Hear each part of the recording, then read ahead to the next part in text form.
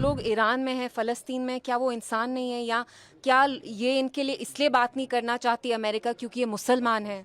9/11 के बाद जो पॉलिसी रही है, it's been very anti Middle East, anti Islam, there is a lot of Islamophobia, so it's extremely unfortunate कि आप वहीं पे इंटरवीन करना चाहते हैं, आप वहाँ इंटरवीन नहीं करना चाहते जहाँ आपको लगता है शायद लोग मुसलमान हैं। पहलगाम में जो भी हुआ पिछले महीने, इट वॉज कम्प्लीटली कंडेमनेबल, एक डास्टर्डली अटैक था।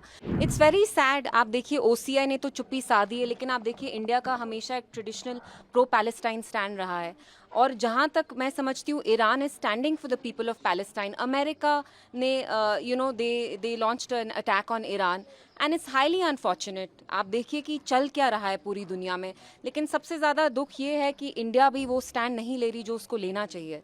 We always had a pro Palestine stand, so it's very sad.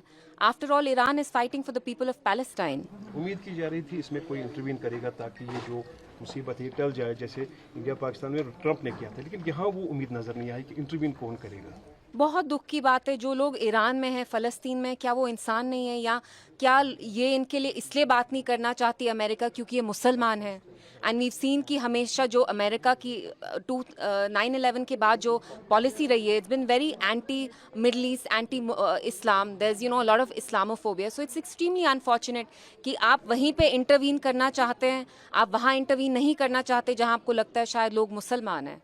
कुछ हद तक दिख रहा है, if I'm not wrong। Now let him also आपका आस्क। कुछ personal आप interest इनको है? पूछने दीजिए। हंदवारा इंसिडेंट पे आपने जी। ट्वीट किया है, Yes. उस पे कोई बात नहीं उठा। बिल्कुल, मैं यहाँ भी ANI से रिक्वेस्ट करूंगी। देखिए, बाकी भी यहाँ मसले, मैं यहाँ कोई एक्सटर्नल अफेयर्स मिनिस्टर नहीं हूँ, I am an ordinary Kashmiri girl. आप मेरे से हंडवारा के बारे में भी पूछिए। आप जानते हैं वहाँ एक माइनर लड़की जो थी, शी वॉज मेंटली इनएप्ट, वो इम्पेयर्ड थी, चैलेंज थी, उनका गैंग रेप हुआ over the course of many months. पिछले महीने इट वॉज डिस्कवर्ड कि वो 6 महीने प्रेग्नेंट थी। कल परसों उनने अपनी जान गंवाई, उनने अपनी जान दी। इसकी एक इंक्वायरी होनी चाहिए। जो परपेट्रेटर्स हैं, जो रेपिस्ट हैं, they should be immediately arrested. जो बड़े बड़े मसले हैं वो चलते रहते हैं, लेकिन just because this is about a rape does not mean that it does not have any significance. Jammu Kashmir की लड़कियां, औरतें, दे शुड फील सेफ। अब किस तरह की इन्वेस्टिगेशन होनी चाहिए ताकि एक ट्रस्ट किया जाए, जो इन्वेस्टिगेशन वो ट्रांसपेरेंसी हो जाए? मैं जम्मू कश्मीर पुलिस से अपील करती हूँ कि जल्द से जल्द एक इंक्वायरी एस्टैब्लिश करें। इस वाकया को हुए 1-1.5 महीना हो चुका है। It was found a month and a half अगो कि शी वाज बीइंग रेप्ड। उनको पता भी नहीं था, उनको ये समझ भी नहीं थी। आप सोचिए, एक मेंटली चैलेंज छोटी सी बच्ची जिसका बलात्कार हुआ, गैंग रेप हुआ, वो जा गई, she went away, she committed suicide. Justice has to be served. World war की तरफ हमें ये चीजें ले जा रही आप वॉर ANI बस वॉर क्यों? ह्यूमैनिटी की, क्योंकि आपने जी। खुद कहा कि मुसलमानों पर ये नहीं, let's talk about other issues as Rationalization well. of reservation को लेके आप देख रहे हैं कि किस तरह से now NC is passing on bucks, क्या किस तरह से देख रहे हैं इसको? देखिए, इट्स वेरी सैड। मैं उमर साहब को रिमाइंड करूंगी, और बहुत रिस्पेक्टफुली, वो मेरे से एज में बड़े हैं, हमारे चीफ मिनिस्टर हैं।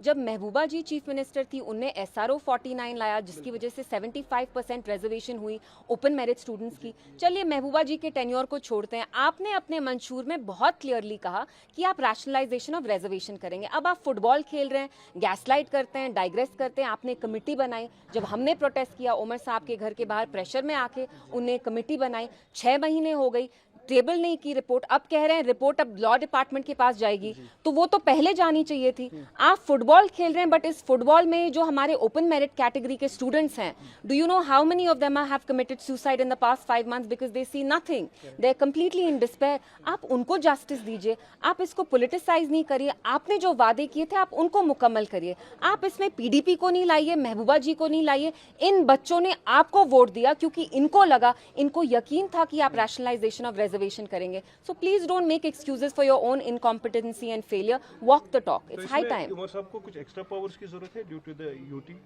आप मुझे एक बात बताइए, उनके अंडर इतने सारे डिपार्टमेंट्स हैं, the only thing that's not under his hand is law and order, police. उसके अलावा तो सब कुछ उनके हाथ में है। तो ये तो उनके लिए एक बहाना बन गया है। ये लोगों में, जम्मू कश्मीर की आवाम इतनी बेवकूफ़ नहीं है, उनमें ये एक इंप्रेशन क्रिएट करते हैं कि हमारे हाथ में है ही नहीं। आपके हाथ में सब कुछ है except police, law and order, जैसे LG साहब ने भी किया। उस पर काम करिए। आप उस पर काम क्यों नहीं कर रहे हैं? आपने 1 लाख नौकरियों के बारे में बात किया, 200 unit free electricity, gas cylinder, meter आप तोड़ते।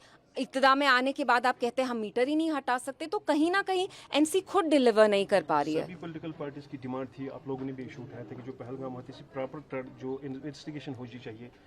जो रिपोर्टेडली अभी आया है कि 2 लोगों को अरेस्ट किया गया है एनआई ने, जिन्होंने वहाँ जगह दी थी, अरेस्ट किया गया है, जिन्होंने आफ्टरनून तक उनको रखा था, फेलिसिटेट किया था।